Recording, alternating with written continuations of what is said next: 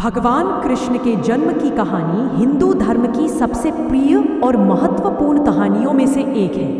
यह कहानी कंस नामक एक क्रूर राजा से जुड़ी है जो मथुरा पर राज करता था। कंस एक बहुत ही दुष्ट और अत्याचारी राजा था। उसने अपने पिता राजा उग्रसेन को भी कैद कर लिया था ताकि वह खुद गद्दी पर बैठ सके। उसके अत्याचारों से जनता त्रस्त थी। कंस की एक बहन थी देवकी, जिसका विवाह वसुदेव से हुआ था।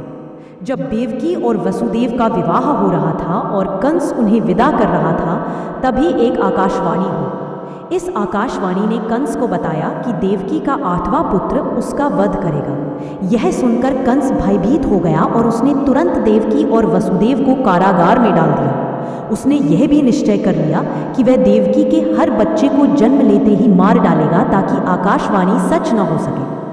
देवकी ने एक एक करके 6 पुत्रों को जन्म दिया और कंस ने उन सभी को बेरहमी से मार डाला।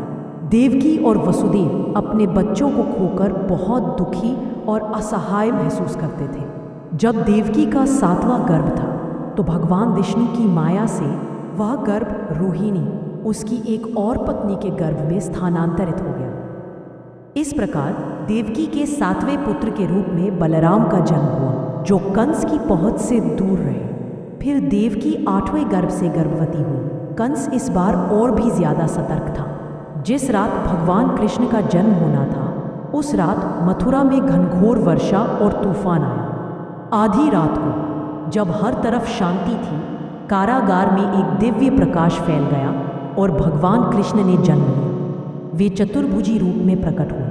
अपने हाथों में शंख, चक्र, गदा और पद्म धारण किए हुए थे। उन्होंने वसुदेव और देवकी को दर्शन दिए और फिर एक साधारण शिशु के रूप में बदल गए। कारागार के सभी ताले अपने आप खुल गए और पहरेदार गहरी नींद में सो गए। एक दैवीय वाणी ने वसुदेव को निर्देश दिया कि वे बालक कृष्ण को गोकुल में अपने मित्र नंद बाबा के घर ले जाएं और वहां उनकी पत्नी यशोदा के यहाँ जन्मी कन्या के साथ बदल दें।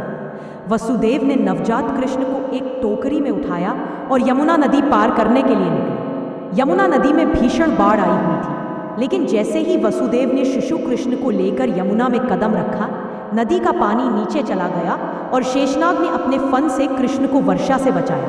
वसुदेव सुरक्षित रूप से गोकुल पहुंचे। वहां वे नंद बाबा के घर गए, जहां यशोदा ने अभी अभी एक कन्या को जन्म दिया था।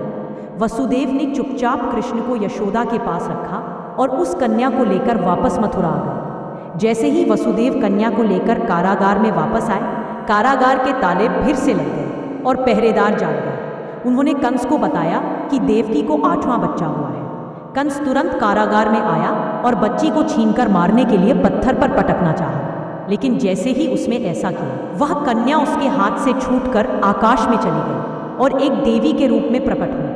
देवी ने कंस को चेतावनी दी कि उसका वध करने वाला तो पहले ही जन्म ले चुका है और वह गोकुल में सुरक्षित है। यह कहकर देवी अंतर्ध्यान हो गई। इस प्रकार भगवान कृष्ण का जन्म कंस के अत्याचारों को समाप्त करने और धर्म की स्थापना करने के लिए हुआ था। गोकुल में उनका पालन पोषण नंद बाबा और यशोदा मैया ने किया, जहां उन्होंने अपनी बाल लीलाओं से सभी का मन मोह लिया। यह कहानी भगवान कृष्ण के प्रति लोगों की अटूट श्रद्धा और प्रेम का आधार है और हर साल जन्माष्टमी पर उनके जन्म का जश्न बड़े धूमधाम से मनाया जाता है। अगर आपको ये वीडियो अच्छी लगी हो तो प्लीज़ मेरे चैनल को सब्सक्राइब करें, लाइक करें और वीडियो को शेयर करें। राधे राधे।